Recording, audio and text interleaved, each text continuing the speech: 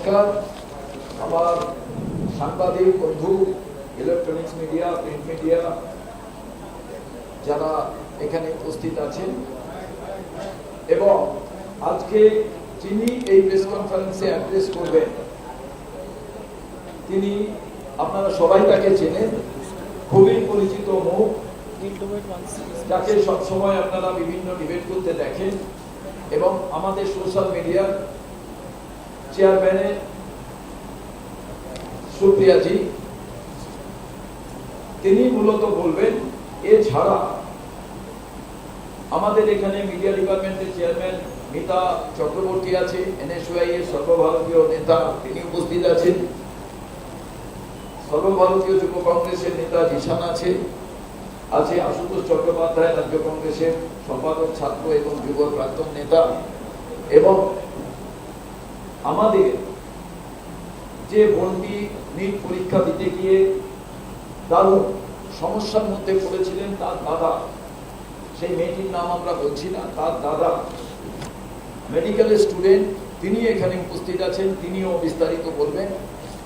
এবং আজকে আপনারা জানেন সারা দেশ জুড়ে এই 22 লক্ষ নিটের ছাত্রছাত্রী, তারা যে অসহায় অবস্থায় ছিলেন, বছরের পর বছর তাদের যে সমস্যায় পড়তে হচ্ছিল, এই ব্যাপারে রাহুল গান্ধী তাদের কণ্ঠস্বর হিসেবে, আওয়াজ হিসেবে যখন তুলে ধরলেন, সারা দেশে আমরা এই বিষয়টি দেখতে পেলাম যে মানুষ জানতে পারছেন, ছাত্রছাত্রীরা প্রতিবাদ করছেন। 22 লক্ষ ছাত্রছাত্রী যারা 1,32,000 টাকা করে খরচ করেন, প্রায় 3.5 লাখ কোটি টাকা, যে একটা ডিপার্টমেন্টের বাজেটের অনেক গুণ বেশি। এবং এইগুলোকে নিয়ে সারা দেশে ছাত্রদের যে আজকে আওয়াজ, তাকে তুলে ধরার জন্য এই রাজ্যে আমাদের এই সাথী ছাত্র আন্দোলন, যুব আন্দোলনের আর একজন প্রতিনিধি, তার কারণ এখানে যুব আন্দোলনের কাছের কাছে এখানে আরো যুব আন্দোলনের নেতৃত্ব আছে।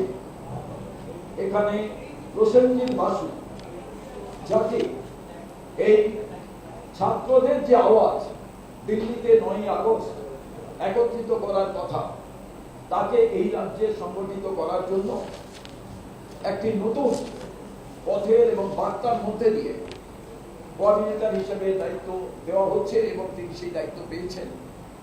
তিনিও তার কথা সবিস্তারে বলবেন। আমি শুধু আপনাদের মনে করিয়ে দিতে চাই, আমার প্রেস কনফারেন্স নয়, কিন্তু যিনি প্রেস কনফারেন্স করবেন, বিশদভাবে বলবেন, সুপ্রিয়াজি, আমি শুধু আপনাদের মনে করিয়ে দিই, লাস্ট 10 বছরে 89টা পেপার লিক হয়েছে এই বিজেপি সরকারের আমলে। 6.5 কোটি স্টুডেন্ট এফেক্টেড হয়েছে, 93 জন সুসাইড করেছে, 2026-এ 14 জন সুসাইড করেছেন, 25-এ 26 জন। এবং ব্যাপক কেলেঙ্কারির কথা মধ্যপ্রদেশে আপনারা জানেন, 100 জনের উপরে মানুষ মারা গিয়েছে। কোনো ব্যাপারে সরকার ভাবিত নয়। আমরা ধর্মেন্দ্র প্রধানের পদত্যাগ চাইছি, কিন্তু রাজ্য কংগ্রেস মনে করে, সর্বভারতীয় কংগ্রেস মনে করে, ফেলিওর নরেন্দ্র মোদী। যদি পদত্যাগ কাউকে করতে হয়, এই রাজ্যে একটা কথা ছিল, একটাই পোস্ট, বাকি সব লাইট পোস্ট, ল্যাম্প পোস্ট। সেরকম ভারতবর্ষের অবস্থা। তার কারণ চালাচ্ছেন শুধু নরেন্দ্র মোদী এবং তার ব্যবসায়ীরা। তাই আজকে আপনাদের বিস্তারিত আপনারা শুনবেন। আমি প্রসেনজিৎ বাসুকে এরপরে বলবো, 2-4 কথা তিনি সবিস্তারে বলে দেবেন। তারপরে স্টুডেন্ট, যিনি তার ব্যক্তিগত পরিবারের যে অভিজ্ঞতা তিনি শেয়ার করবেন। এখন প্রসেনজিৎ বাসু। সকলকে নমস্কার। মাননীয় প্রদেশ কংগ্রেস সভাপতি শুভঙ্কর সরকার, এআইসিসি নেত্রী এবং কংগ্রেসের সর্বভারতীয় স্তরের মিডিয়া ডিপার্টমেন্ট তার চেয়ারপারসন সুপ্রিয়াজি, এবং বাকি কংগ্রেসের যুব এবং ছাত্র যে নেতৃত্ব এখানে উপস্থিত আছেন, ছাত্র প্রতিনিধি এখানে আছেন এবং সংবাদ মাধ্যমে সকল বন্ধু, আজকে সারা দেশে 28টি শহরে একই সাথে একটি জাতীয় স্তরের ছাত্র যুব আন্দোলন শুরু করা হয়েছে। তার সেই আন্দোলনের সূচক হিসেবে এই 28টি শহরের মধ্যে কলকাতাও আছে। কলকাতা শহরে আমরা এই সংবাদ সম্মেলন আমরা করছি এবং এই যে ছাত্র নিকুঞ্জ এই নাম দেওয়া হয়েছে, আমাদের দেশের সর্বভারতীয় স্তরে যিনি বিরোধী দলনেতা লিডার অফ অপোজিশন রাহুল গান্ধীর নেতৃত্বে যেভাবে একের পর এক পরীক্ষা ইতিমধ্যেই প্রায় 89টা পেপার লিকের ঘটনা গত কয়েক বছরে ঘটেছে এবং এর ফলে খালি এই নিট যে পরীক্ষা সাম্প্রতিক যে পেপার লিকে 22 লক্ষ ছাত্র নয়, দেশের কোটি কোটি ছাত্র, কারণ নিটটা medical exam, National Testing Agency বলে যে ব্যবস্থা কেন্দ্রীয় স্তরে মোদী সরকার চালু করেছে, তাদের আওতায় ইউজিসি নেট, তাদের আওতায় সিইউটি যে ইউজি, তাদের আওতায় সিএসআইআর নেট, এই প্রত্যেকটা পরীক্ষা এবং এই সার্বিকভাবে প্রতি বছর গত বছরের ফিগার সমস্ত এনটিএ অর্গানাইজড যে পরীক্ষা হয় আমাদের দেশে সবটা মিলে 54-55 লক্ষ ছাত্র ছাত্রী পরীক্ষাটা দেয় প্রতি বছর। আমাদের রাজ্যে খালি নিট 1 লক্ষ দিয়েছে এবং এই বছরের 1 লক্ষ, গত বছর 60,000 ছিল। কিন্তু এই এনটিএর আওতায় যত পরীক্ষা আছে, ইউজিসি নেট পরীক্ষা, সিএসআইআর নেট পরীক্ষা, সিইউটি পরীক্ষা, এই সমস্ত মিলে 3.5 লক্ষের মতো ছাত্র ছাত্রী প্রতি বছর এই পরীক্ষা দিচ্ছে। মাধ্যমিক দেন 10 লক্ষ মতো, 3.5 লক্ষ তার মধ্যে এই পরীক্ষাগুলো দেন। এই পুরো ব্যবস্থাটা পচে গেছে। এই ব্যবস্থাটা দুর্নীতি এমন জাতা করে পড়ে গেছে যে প্রতিটা পরীক্ষার আগে পেপার লিক হচ্ছে। হাজার হাজার ছাত্রছাত্রী, লক্ষ লক্ষ ছাত্রছাত্রী, পশ্চিমবঙ্গের ছাত্রছাত্রীরাও যারা ডাক্তারি করতে চান, পিএইচডি করতে চান, তারা আজকে বিপন্ন, তাদের ভবিষ্যৎ বিপন্ন। এর বিরুদ্ধে ধর্মেন্দ্র প্রধানের পদত্যাগ চেয়ে, এর বিরুদ্ধে এনটিএ ব্যবস্থাকে সম্পূর্ণ রকম ভাবে বাতিল করে নতুন পরীক্ষা ব্যবস্থা চালু করার জন্য এই দাবিগুলোকে সামনে রেখে এই আন্দোলন আজকে শুরু হলো। 9 আগস্ট ক্রান্তি দিবসের দিন Mahatma Gandhi quit India movement শুরু করেছিলেন আজাদ ময়দান থেকে, এটা বলে যে করো ইয়া মরো। এই রাহুল গান্ধী আজকে যে ডাক দিয়েছে 9 আগস্ট ক্রান্তির দিন দিল্লিতে গোটা দেশের ছাত্র যুব সমাজের যে বিক্ষোভ, যে আমাদের ভবিষ্যৎ নিয়ে যেভাবে ছিনিমিনি খেলা হচ্ছে, সেই বিক্ষোভ আসলে পড়বে। কলকাতাতেও আন্দোলনের তুফান উঠবে, ছাত্র যুব আন্দোলনে। আমরা শুভেন্দু অধিকারীকে এখন থেকে সচেতন করে দিলাম। এইটুকু বলার, আগামী 40 দিন ধরে এই প্রচার হবে। আপনাদের সাথে আরো আমরা জানাবো কি কি আমরা কর্মসূচি নিচ্ছি। আমি, আমার ছোট ভাই এখানে আছেন মোহাম্মদ ওবেদ, তিনি নিজেও একজন ডাক্তারির ছাত্র। আমরা তার ইনস্টিটিউশনাল অ্যাফিলিয়েশনটা বলছি না, উনি একটি প্রাইভেট মেডিকেল কলেজে পড়েন। অনেক সাহস নিয়ে উনি এসেছেন। কেন? ওনার ছোট বোন এবারে নিট পরীক্ষার্থী ছিল, তার কি অভিজ্ঞতা হয়েছে, তার ছোট বোনের কি অভিজ্ঞতা ছিল সেটা জানার জন্য তিনি এসেছেন। আমি মোহাম্মদ ওবেদকে বলবো এই সংবাদ মাধ্যমকে অ্যাড্রেস করার জন্য। So, good afternoon everyone. My name is Mohammad Uzair and I'm studying in first year MBBS in a medical college situated here in West Bengal. So, as you all know that more than 25 lakhs of students have appeared for NEET examination, not once but twice. What was the main reason? NEET paper leak. Was this the first time this happened? Absolutely not. During my era also same thing happened, but I'm hopeful that it not got cancelled. NEET, this is one of the most important examinations for those medical aspirants whose aim is to be only one, a doctor, leaders of those society. When a student got to know that their exam got leaked and after that it got cancelled and you have to appear for the exam again, you are left with nothing, no hope and you are uncertain. So I would like to request that from today onwards, all those examinations are conducted fairly and with transparency. And I would also like to thank the leader of opposition, Shri Rahul Gandhi, for raising this issue against those concerns which are related to students. Thank you so much, and I hope that all those students who have not got admission this year will be getting next year. And thank you so much. I wish you all the best. Thank you. এবার আমাদের আপনারা শুনবেন সারা ভারতবর্ষের ঘটনা এবং পশ্চিমবঙ্গের প্রেক্ষাপটে শুনবেন। সুপ্রিয়াজি ডিটেলস আপনাদের সামনে বলবেন। আমরা এই রাজ্যে সবাই মিলে অ্যারেস্ট হয়েছিলাম রাজভবন ঘেরাও করে।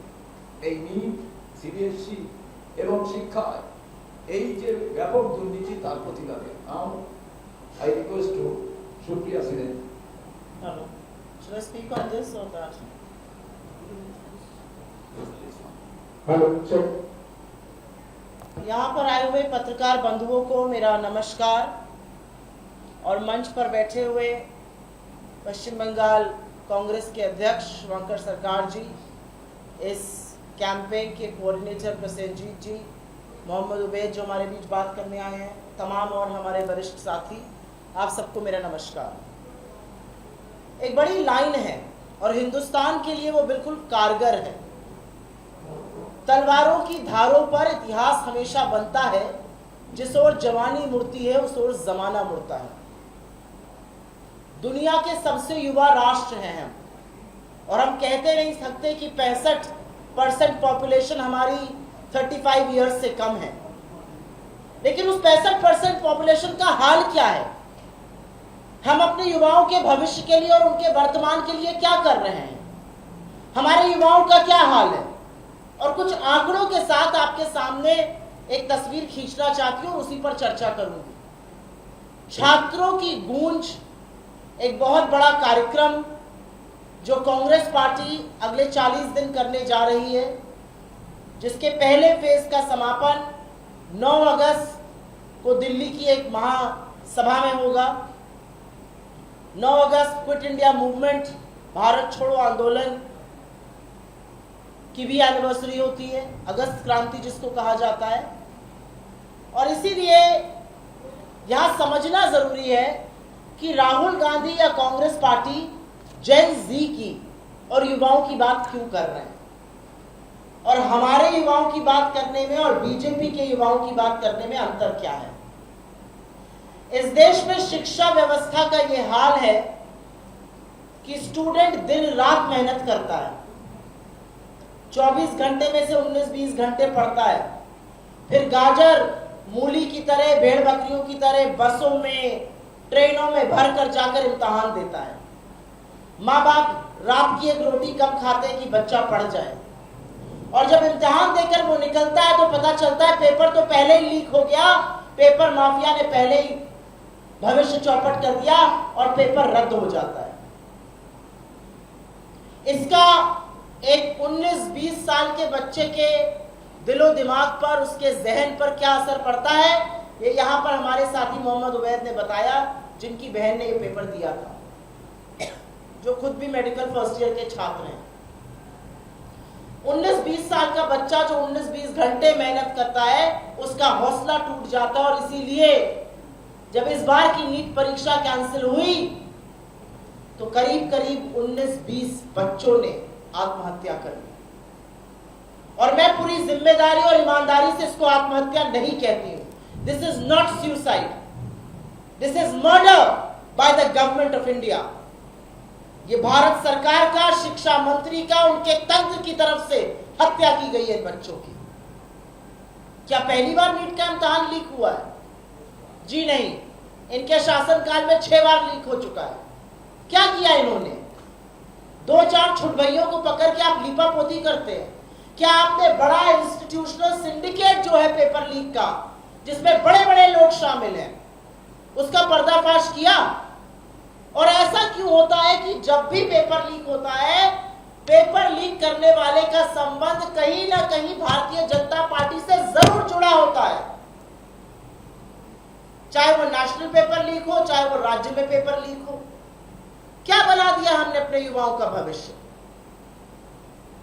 मैं नीट की बात से शुरुआत करती हूं। कहां कहां बच्चों को भेजा जाता है पढ़ने के लिए? नीट की कोचिंग, नीट की फीस, नीट की इम्तिहान से सरकार 1.5 लाख करोड़ रुपए बटोरती है। यह हिंदुस्तान के शिक्षा बजट से ज्यादा है। आपकी जानकारी के लिए बता दूं, पिछले 12 सालों में मोदी सरकार ने इस देश के शिक्षा बजट को लगातार घटाया है। As a percentage of the total budget शिक्षा बजट को लगातार घटाया गया है। ये क्या शिक्षा की बात करेंगे जिनकी अपनी डिग्रियां फर्जी हैं?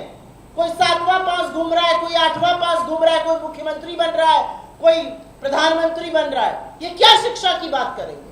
और इसीलिए ये शिक्षा को गंभीरता से नहीं लेते। मतलब नीट से जो वसूली करती है ये सरकार, वो इस देश के शिक्षा बजट के बराबर है। और यही नहीं, ऐसे 5 और इम्तिहान हैं, एसएससी, यूपीएससी, आरआरबी, जेई और नीट का कुल मिलाकर 3.5 लाख करोड़ से ज्यादा ये सरकार बटोरती है, जो इस देश के 5 मंत्रालयों के बजट के बराबर है। ये आपका पैसा है, ये मेहनत कश लोगों का पैसा है, ये उन माँ बाप का पैसा है जो रात को एक रोटी कम खाते हैं अपनी बच्चे की पढ़ाई के लिए। ये खून पसीने की गाढ़ी कमाई है और उसकी वसूली की जाती है और फिर पेपर लीक हो जाता है और फिर से पूरा तंत्र शुरू होता है। 20 बच्चों ने आत्महत्या कर ली, 20 बच्चों की हत्या करी मोदी सरकार ने। आपने नरेंद्र मोदी का स्टेटमेंट सुना इस पर? इस देश के प्रधानमंत्री हैं आप, आपके पास अमेरिका, फ्रांस, ग्रीस जा जाके घूमने का, खिखी ही करने का टाइम है। आपके पास एक वक्त नहीं है कि आप शोक व्यक्त कर सके, दुख व्यक्त कर सके, आप अपील कर सके बच्चों से। और उनके शिक्षा मंत्री मतलब बेशर्मी की हद है कि उन्होंने कल कहा कि हाँ, जिन बच्चों ने आत्महत्या करी उसके लिए हम जिम्मेदार हैं। तो कुर्सी छोड़ क्यों नहीं देते हैं? अगर आप जिम्मेदार हैं तो आपका क्या हक है उस कुर्सी पर बैठे रहने का? अगर आप जिम्मेदार हैं तो आपकी क्या नैतिकता है? अपने पद से चिपके हुए हैं। ये क्या सत्ता का लालच है? ये क्या सत्ता की लोलुपता है? लेकिन मैं जानती हूं धर्मेंद्र प्रधान का इस्तीफा क्यों नहीं हो रहा है, क्योंकि अगर धर्मेंद्र प्रधान का इस्तीफा पेपर लीक पर होगा तो इकोनॉमी को भट्टा बिठाने का इस्तीफा निर्मला सीतारमण का होगा, रेलवे का भट्टा बिठाने का इस्तीफा अश्विनी वैष्णव का होगा, पेट्रोल डीजल की कीमतें आसमान छुआने का इस्तीफा हरदीप पुरी का होगा, मणिपुर जलने का इस्तीफा अमित शाह का होगा और इस देश को बर्बाद करने का इस्तीफा नरेंद्र मोदी का होगा। यह असलियत है। और इसलिए राहुल गांधी ने युवाओं की, जेन ज़ी की आवाज बनने की ठानी है, उनको प्लेटफॉर्म दिया है। और उनका कहना है कि जब तक देश के युवा, जब तक देश के छात्रों का भला नहीं होता है, देश का भला नहीं हो सकता।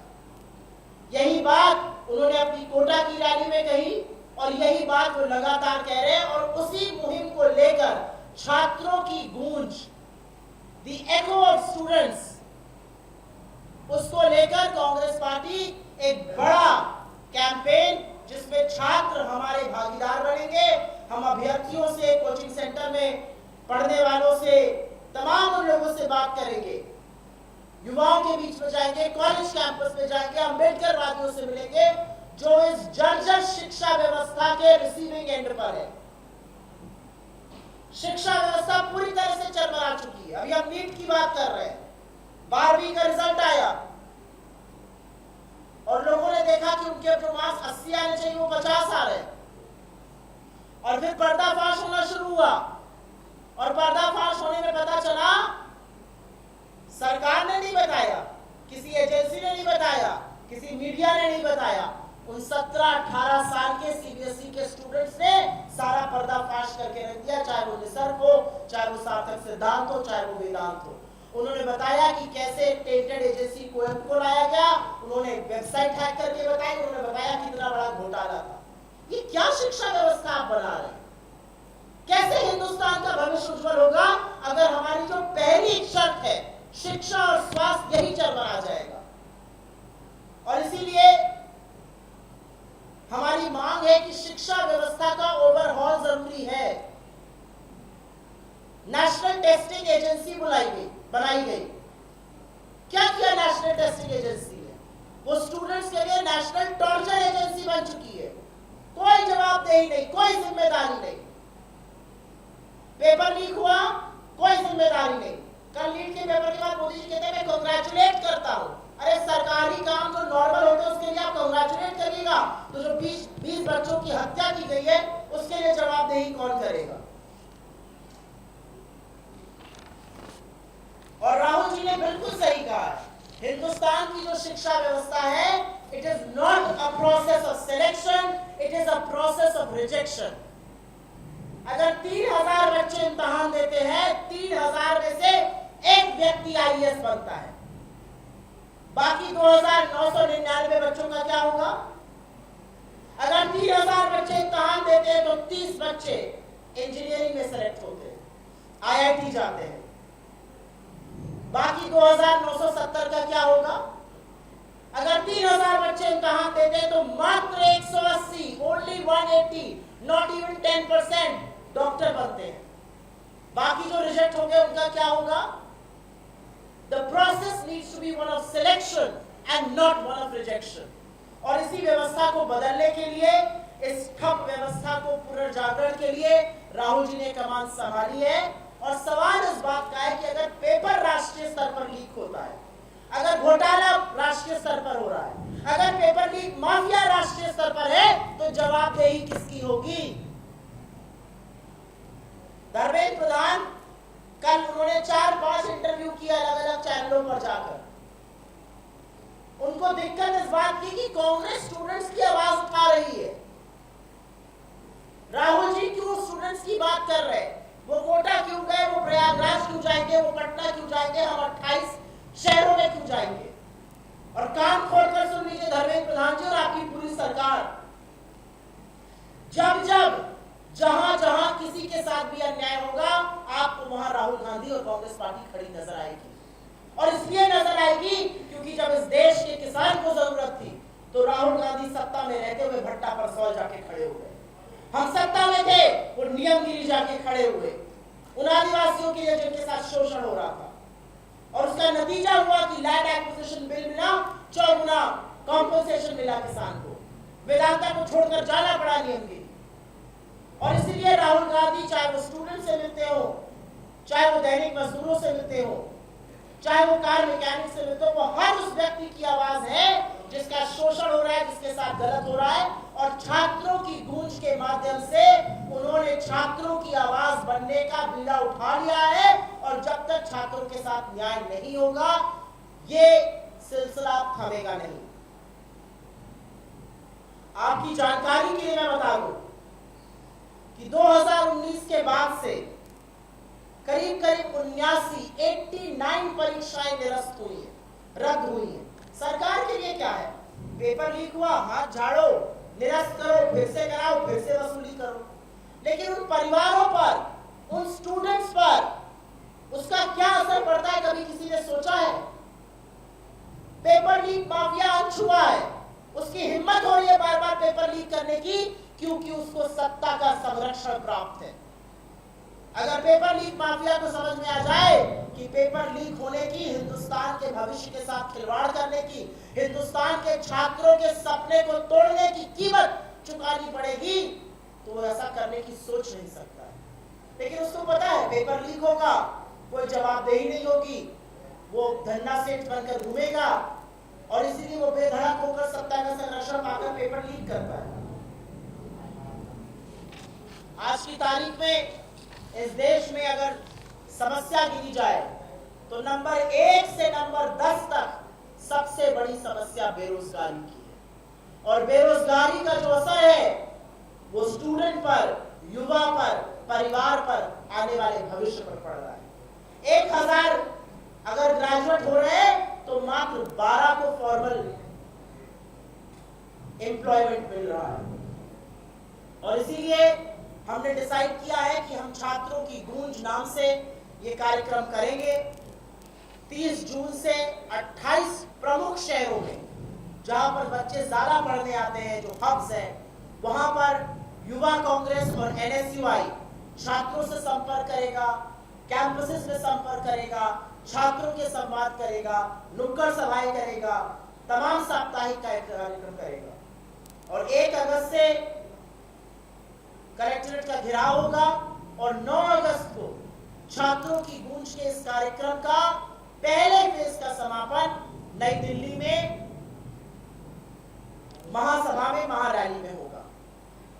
और मैं आपकी जानकारी के लिए आपके साथ, आपके मंच से, आपके माध्यम से ये साझा करना चाहती हूँ। हमने एक मिस कॉल नंबर जारी किया है 9873036161 साथ ही छात्रों की गूंज नाम से वेबसाइट है। हम युवाओं से आग्रह करते हैं उस पर रजिस्टर करें। और हमारी बहुत सिंपल सिर्फ 3 मांगे हैं। बहुत बड़ी बड़ी लक्ष्यदार बातें नहीं करनी है, हमें बड़े बड़े संवाद नहीं बोलने हैं। हमारी 3 मांगे हैं। जो शिक्षा मंत्री, अभी रुक जाइए, इसके बाद करेंगे। जो शिक्षा मंत्री एक सिंपल परीक्षा नहीं करा सकता है, उसको शिक्षा मंत्री बने रहने का कोई हक नहीं है। धर्मेंद्र प्रधान को नैतिकता के आधार पर रिजाइन करना चाहिए था। और क्योंकि उन्होंने रिजाइन नहीं किया, नरेंद्र मोदी अगर जरा सी भी उनके अंदर मर्यादा है, उनको बर्खास्त कीजिए।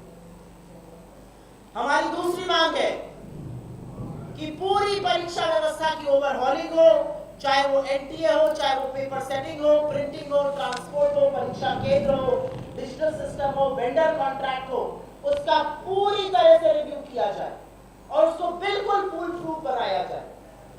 और हमारी तीसरी और बहुत जरूरी मांग, जिसका असर हर हिंदुस्तानी पर पड़ेगा, कि परीक्षा जो होती है उसका एक एनुअल कैलेंडर बने। कब नोटिफिकेशन आएगा, कब आखिरी तारीख होगी, कब एग्जाम होगा, और ये सार्वजनिक किया जाए और इसी पर डटे रहना चाहिए। और अगर पेपर मान लीजिए कुछ गड़बड़ होती है परीक्षा सेंटर में, तो उस कैलेंडर में उसका भी प्रोविजन होना चाहिए। The youth of this country cannot be left to the glaring uncertainties and the utter incompetence of the Modi government. There are only 3 issues, and we will share this with you right away. There are 3 issues that we raised from this platform. There are 3 demands that we have. Dharmendra Pradhan has no business being the education minister of this country. He needs to resign with immediate effect. We believe exams should be conducted leak-free and overhaul of the review of the examination system. The NTA, vendors, printing, examination centers needs to be done. And last but not the least, an annual calendar should be published with all the exams and the recruitment process. इससे पहले कि मैं आपके सवालों को आमंत्रित करूं, ये छात्रों की गूंज मैं अपने सभी साथियों से कहूंगी, इसको आप पकड़े अपने हाथ में। ये छात्रों की गूंज का एक पैम्फलेट है जो हम हर जगह बांटेंगे। इसमें राहुल जी ने जो कोटा में प्रेजेंटेशन किया था वो है, इसमें हमारी 3 मांगे हैं, और प्रमुख तौर पर हमने जो बातें कही हैं वो इसमें एनकैप्सुलेटेड है। आपका बहुत बहुत धन्यवाद, आपने मेरी बात सुनी। आपके सवालों का स्वागत है। और आपके सवाल लेने से पहले मैं इस मंच से, यहाँ पर उपस्थित हर साथी से और आपके माध्यम से उन सबको श्रद्धांजलि देती हूँ जिनको अपनी जान देनी पड़ी इस सोती हुई सरकार को जगाने के लिए। भारत अपने आप को विश्व का सबसे युवा देश कहता है और हम विश्व के सबसे युवा देश हैं। 65% हमारी आबादी 35 वर्ष से कम आयु की है। जब धर्मेंद्र प्रधान इस तरह की औनी पौनी बातें करते हैं, तो क्या वो समझते हैं कि यह देश का जो युवा है, जो जेनजी है, वो किसको अपना नेता मान रहा है? क्या वो जानते हैं कि उनकी आवाज बनने का जो दायित्व राहुल जी ने उठाया है, वो इसलिए उठाया है क्योंकि देश का युवा चाहता है कि उनका नेतृत्व राहुल गांधी करे। इस देश के युवा को पता है कि जेनजी कहकर राहुल गांधी उनका सम्मान करते हैं, उनको प्लेटफॉर्म देते हैं, उनके कंसर्न सुनते हैं, उनकी समस्याओं को सुनते हैं, उनकी आवाज को अपने प्लेटफॉर्म्स पर, अपने सोशल मीडिया पर, मीडिया में, सदन तक में उठाते हैं। और दूसरी तरफ एक ऐसी सरकार है भारतीय जनता पार्टी की जो जेनजी को ऐसे शब्द जैसे लगता है कोई अपशब्द हो। जेनजी इस देश का भविष्य है, इस देश का वर्तमान है, और वो सब समझता और देखता है। और वो जब धर्मेंद्र प्रधान को देखता है तो वो उनकी बात नहीं सुनता है। उसके मन में एक सवाल आता है, ये आदमी कुर्सी से चिपका क्यों हुआ है? कौन इसको बचा रहा है? 20-20 हमारे साथियों की हत्या करने के बाद ये इस देश का शिक्षा मंत्री कैसे बना हुआ है?